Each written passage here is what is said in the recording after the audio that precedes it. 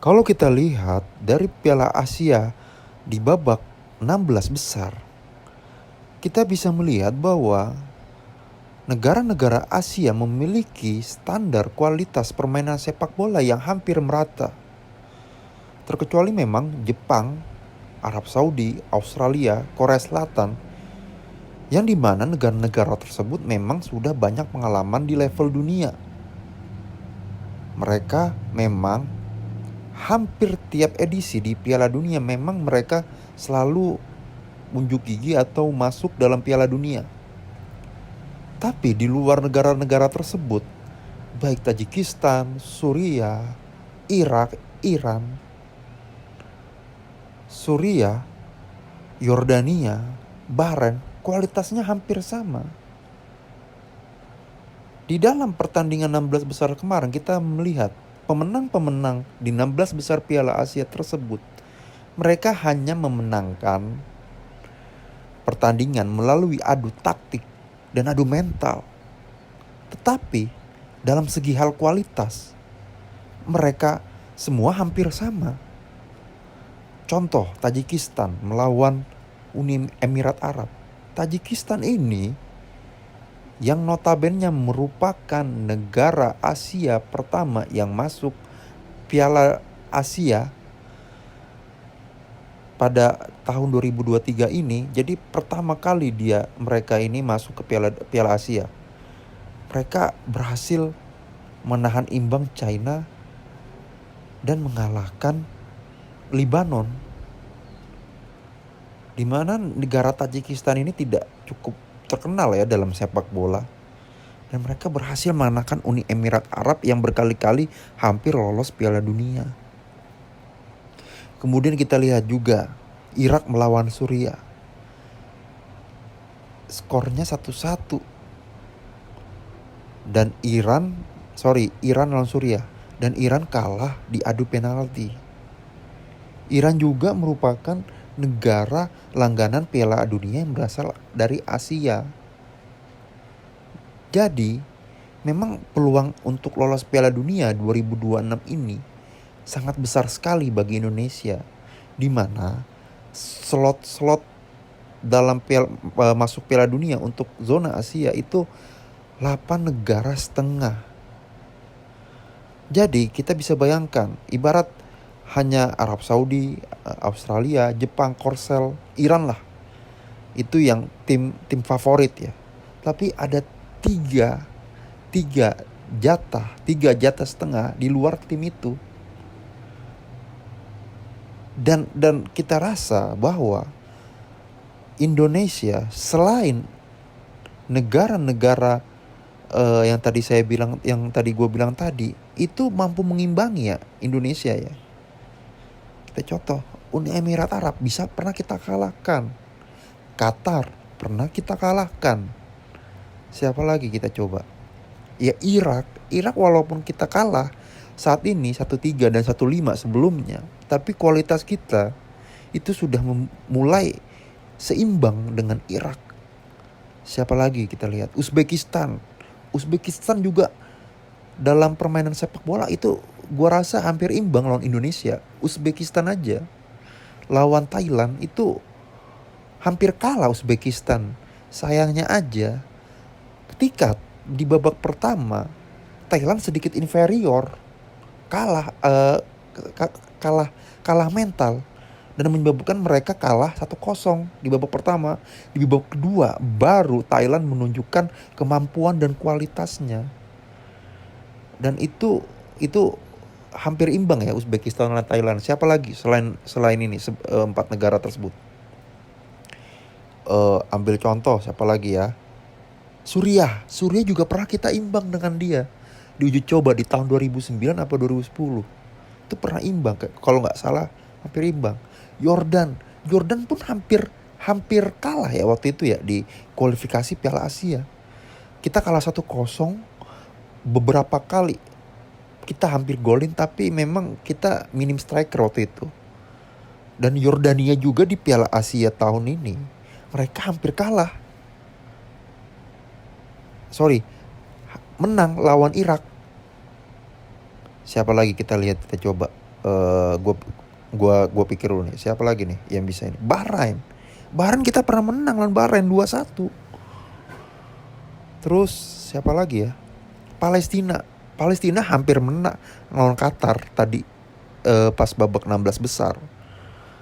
China sekarang walaupun pernah kita dulu dibantai 5-0 2-0 waktu itu di tahun 2000-an, tapi China saat ini itu sudah imbang ya dengan Indonesia kualitasnya. Ketika di kualifikasi Piala Asia 2015 kalau nggak salah, itu satu sama. Boas golin lawan China. Dimana China juga mulai lagi superiornya waktu itu ya, ketika Liga Super China lagi terkenalnya. Siapa lagi ya? Korut udah lewat sekarang. Korut negara sepak bolanya kurang lagi sekarang. Siapa lagi ya kita lihat nih? Negara-negara Timur Tengah lah khususnya. Oman kita pernah imbang di kualifikasi Piala Asia 2009. Jadi peluang Indonesia untuk lolos ke Piala Dunia 2006 itu sangat besar. Tidak butuh lagi kita menunggu untuk Piala Dunia di 2034, 2030. Kan target PSSI kan saat ini untuk lolos Piala Dunia di 2034. Tidak perlu lagi kita menunggu itu. 2026 kita bisa ambil Piala Dunia itu, masuk. Kita bermain di sana. Memang kita saat ini membutuhkan naturalisasi yang mumpuni, yang grade A untuk bermain di Indonesia. Dan kalau mereka sudah lengkap, mereka bisa menjadi amunisi kita untuk kita bisa lolos ke Piala Dunia. Kita tarik lagi kualitas negara Asia pas babak 16 besar kemarin. Yordania secara mengejutkan lawan Irak menang. Kalau secara logika nih, Irak menang Yordania. Irak lawan Jepang menang Irak 2-1.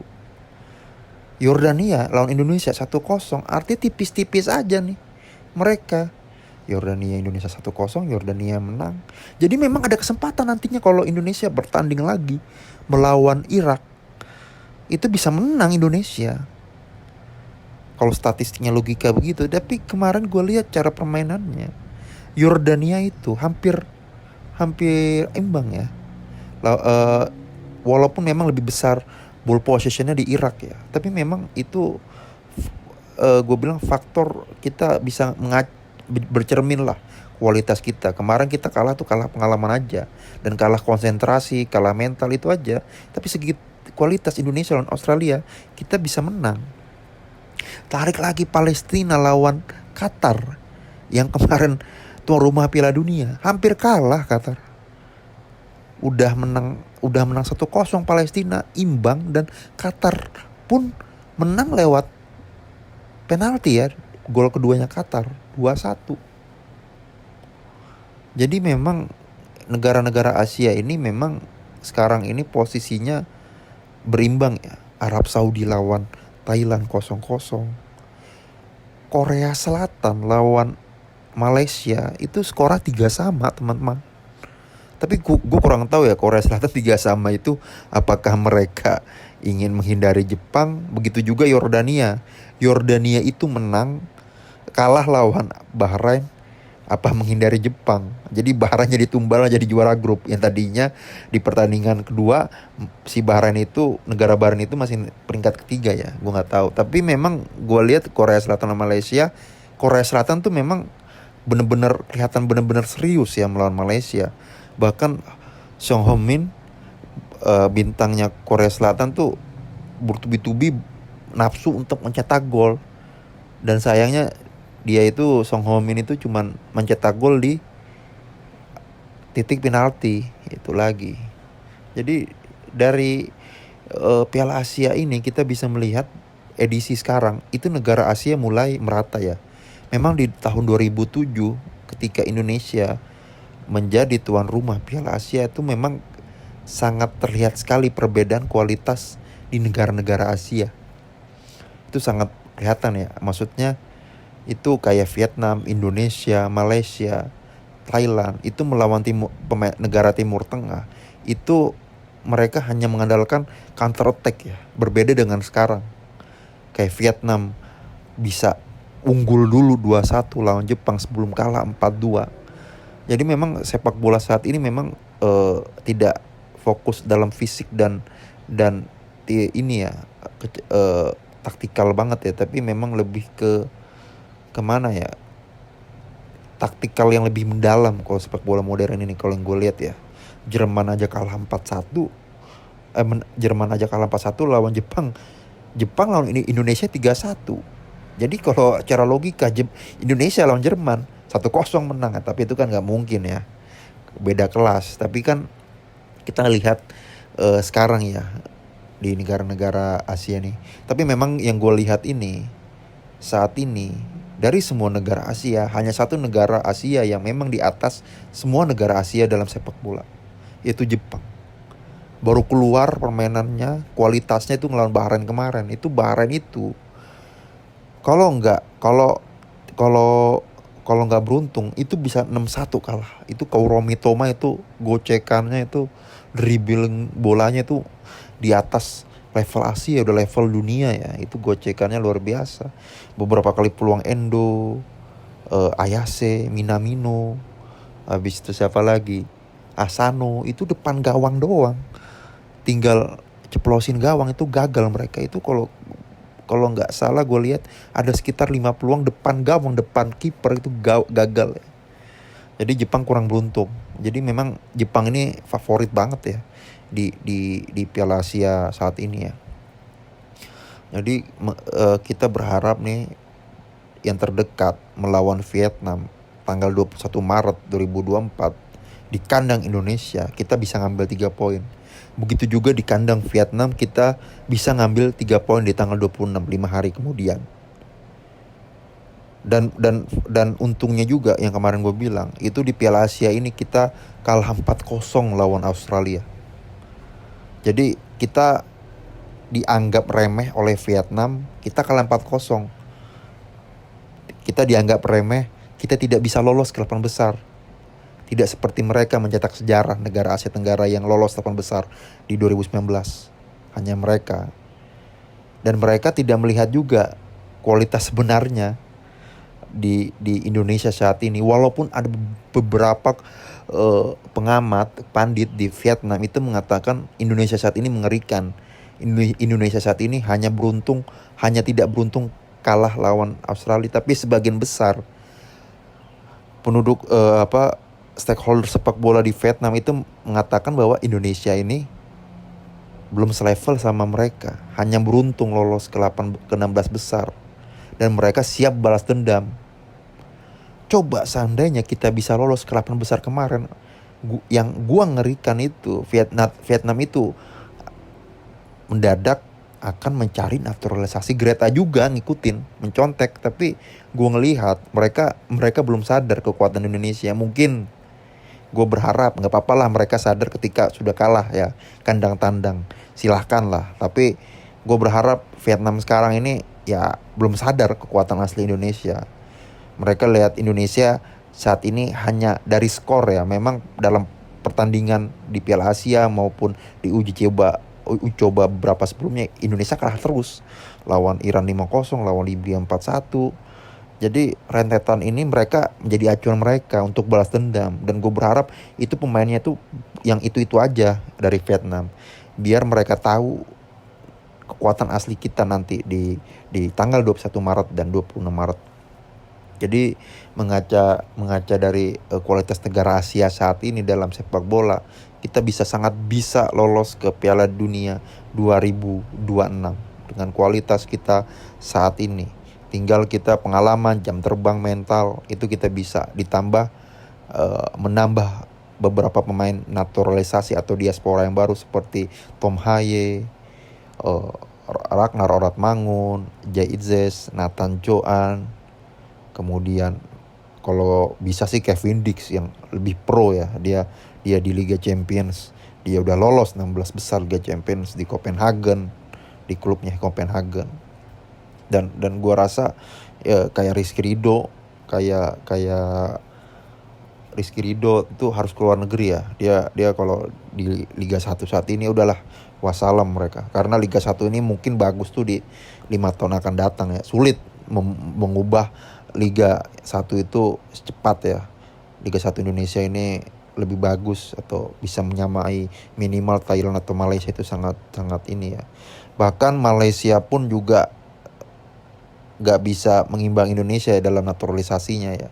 Mereka naturalisasi bolehlah naturalisasi Malaysia itu di grade A, namun yang disayangkan Malaysia itu pemain naturalisasinya itu ke Liga Malaysia. Jadi grade A yang bermain yang pindah ke Liga Malaysia di klub-klub Malaysia dan mereka naturalisasi.